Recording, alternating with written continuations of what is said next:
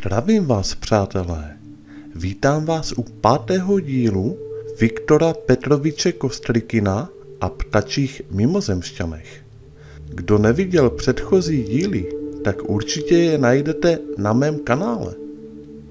Viktor Kostrikin je jedním z nejznámějších a prověřených kontaktérů UFO. Jeho kontakty potvrzuje mnoho předních výzkumných pracovníků, ufologů v Rusku i na celém světě. Viktor říká: takže jsem musel být svědkem a účastníkem nejneuvěřitelnějších událostí. Měl jsem neodolatelnou touhu všechno okamžitě povědět lidem. Zároveň mne však omezovala nezvyklost toho, co jsem viděl, slyšel a jak to mohu dokázat. Kdo by tomu uvěřil? Můj kontakt a komunikace s neobvyklými bytostmi jaksi urychlila můj vývoj. Věřil jsem, že to způsobilo záření mimozemšťanů, jeho jemná povaha. Rozhodl jsem se, že všechno zamlčovat je prostě trestuhodné. Na jaře roku 1969 jsem získal první výsledky v praxi. Korespondoval jsem s vědci, včetně těch z dubna. K urychlení řešení jsem jich 10 pozval do Moskvy na své vlastní náklady. Chtěl jsem se setkat s Felixem Jurjevičem Sieglem, se kterým jsem si korespondoval.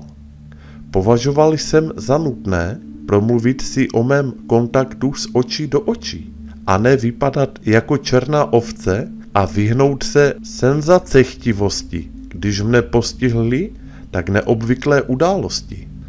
Myslel jsem, že od něj najdu radu a doporučení, ale skončil jsem v Moskvě v psychiatrické léčebně, kde jsem byl bez dobrého důvodu zadržován 50 dní. Samozřejmě, že jsem nic asociálního nespáchal. V té době nebylo ani slovo UFO zakázáno. Připravovalo se jeho nahrazení jiným pojmem. Je těžké vzpomínat. Celý můj život se změnil. Rány osudu však nepřestaly. Se Sieglem jsem se nikdy nesetkal. On a jeho rodina odjeli na dovolenou. U jiných vědců jsem také nepochodil. V prvních 10 letech jsem popis těchto událostí zmrazil. Sám jsem je publikoval jako samizdat pouze v roce 1979. Léta stagnace trvala 10 let, ale neotupilo to moji tvůrčí aktivitu. Hodně vody uteklo, dokud nenastal klid a neodnesl bolest tohoto hrozného úderu. Pomalu jsem se začal věnovat těmto otázkám. Dostával jsem dopisy, lidé mi volali, při setkání byli lidé nadšení, radili mi, abych se věnoval svým zájmům a ukázal své odhodlání a vytrvalost. Podle svých výpočtů jsem příští návštěvu mimozemšťanů očekával od 31. července do 3. srpna 1970. Znovu mě táhla na hory neodolatelná síla. Opět se stalo, že jsem se vydal po staré cestě na místo k odpočinku u obce Chuštosirt. 31. července 1970 jsem byl v noci na místě. Uvelebil jsem se na kupce sena a toužebně očekával drahocennou naději na setkání, ačkoliv jsem v to příliš nevěřil. Kolem 22. hodiny se zopakovalo všechno přesně tak, jak to bylo v létě 1968. V tomto případě jsem neutíkal, ale očekávaného jsem se bál. Myslel jsem si, jestli mne tentokrát neodvezou a nevezmou pryč. Někam daleko, velmi daleko. Nyní nenastala žádná strnulost. Zjevně jsem uslyšel jakousi arabštinu, která směřovala ke mně. Moje znalost arabštiny byla zanedbatelná. O tom, že to byla skutečně arabština, jsem byl přesvědčen podle některých slov, jako například marhaba, což je ahoj. A také proto, že to, co nyní následovalo, byl krásný, táhlý zpěv muezina v celém rozsahu stupnice. Zpěv pokračoval, dokud se pomalu nepřiblížila další zkouška. Bylo to jako před 2 lety, stejný stroj na obloze. U diskové lodi se nikdo neobjevil. Zdálo se, že mě nikdo nečeká. Začali mne však volat mým jménem. Kostrikin? Piloty jsem uvnitř neviděl. Bylo slyšet tlumenou, okouzlující hudbu. Disková loď seděla na břiše a vstoupit do ní nebylo těžké. Vstoupil jsem dovnitř, u vchodu ponechal svou výstroj a šel dále. Nikoho jsem zatím nepotkal. Náhle jsem uviděl výstup do sousedního světlého úseku. Vešel jsem tam s nadějí, že uvidím ty 2 piloty, vypadající jako dvojčata. Jakmile jsem se objevil ve dveřích, uslyšel jsem hlas. Tam nikdo není. Tento hlas nepochybně patřil ženě. Přesto jsem se stačil podívat do tohoto dalšího prostoru. Vypadal stejně, jak jsem předpokládal. Prostorný, bez jakéhokoliv zařízení, nic navíc. Opravdu tam nikdo nebyl. Mimozemšťané pravděpodobně neopouštějí loď a dlouhodobě se od ní nevzdalují. Doufal jsem tedy, že jsem očekáván. Nebyl jsem tam sám. Nevědomky jsem si z nějakého důvodu myslel, že to byl jakýsi test. Být uvnitř v takovém dokonalém stroji, neviditelném, ve kterém neexistuje ani čas, mi připadalo hrozné. Vrátil jsem se zpět do předchozí místnosti. Viděl jsem tam otevřenou knihu. Ležela na stole a přitahovala mou pozornost. Řádky a sloupce mi připomínaly stenografický zápis. Stránky jsem rychle proletěl, nepoznal jsem, z jakého materiálu je kniha vyrobena. Obrázky jsem začal porovnávat se známými předměty a zvířaty. Vše si nebylo možné pamatovat. Později jsem na obrázcích rozeznal 12 znaků, které jsem si zapamatoval pro jejich jednoduchost. Na 2 kresby jsem se kdysi ptal, ale zapomněl jsem, co to znamená. Ostatní mi objasnili později. V blízkosti ležely rozvinuté podivné mapy hvězdné oblohy. Na všechny detaily si nemohu vzpomenout. Některé detaily jsem uchoval v paměti zřetelněji, druhé hůře. Ve výjimečných případech jsem jasně pocítil, že mě někdo pozoruje a sleduje, ale nikoho jsem neviděl. Neustále jsem slyšel tlumenou, půvabnou, jemnou a nevtíravou hudbu. Pro jeho originalitu jsem si zapamatoval znak, který jsem nazval řetízek.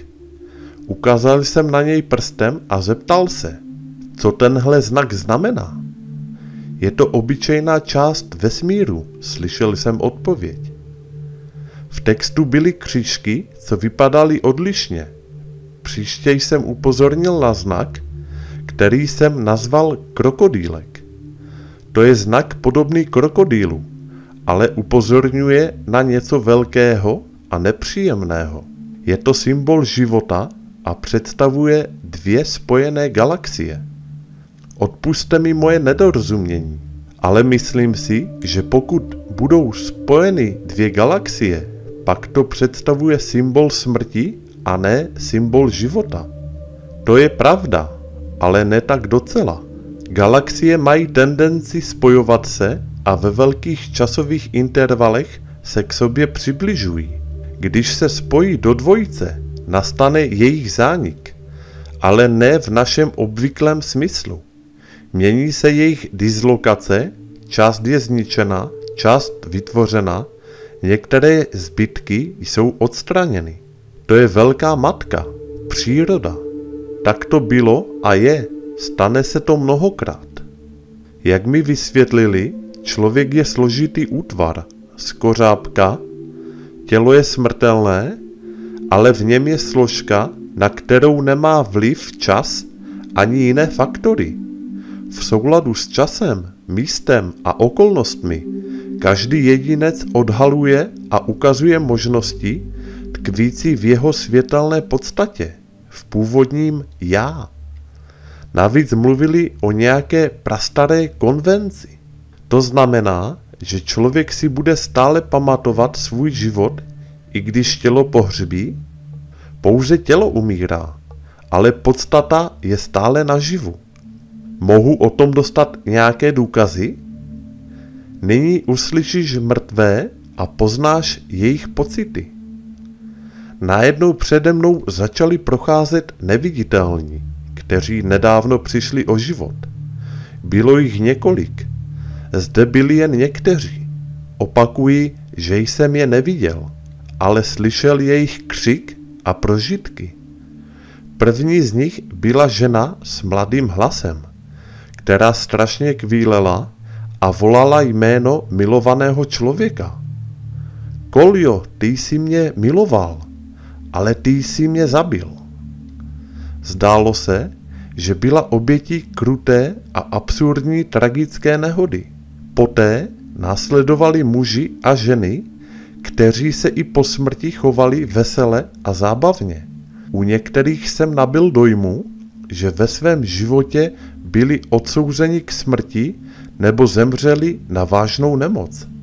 Zbavení života v těle, ale zároveň vysvobození ze strachu nebo nemoci, teď vesele zpívají, tančí a nešetří nadšením. Také si dělali plány.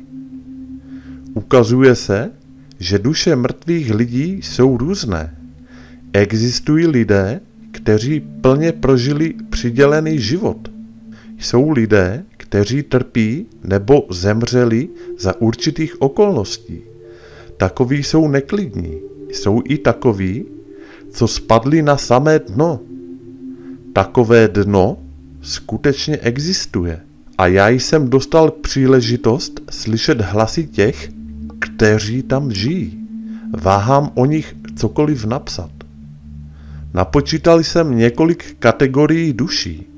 Nejhorší z těch, kteří neuspěli během života, jsou takoví, jako by přišli na nádraží bez lístku a jejich vlak ještě nepřijel. Ještě horší jsou sebevrahové.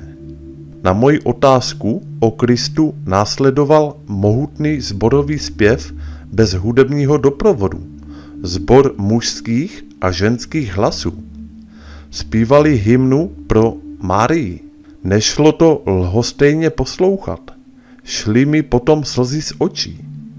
Byl to silný zážitek. Vypadalo to jako chorál v pravoslavném chrámu. Jak mi bylo vysvětleno, člověk může jednat svobodně, ale existují určitá omezení. Vysvětlili mi například, že nikam se neschová žádný vrah nebo jeho oběť, že nakonec všichni dostanou odplatu podle svých zásluh. Pokud jde o pravdu, pak je stejná pro každého, ať jste věřící nebo ateista a představitel jakékoliv národnosti. Pravdou je jen míra dobra a zla pro společnost, prostřednictvím vašich skutků ke zdokonalování osobnosti. Tak a to je konec videa. Já vám děkuji za pozornost. Komu se video líbilo, tak budu rád za like a odběr a u dalších videí naslyšenou.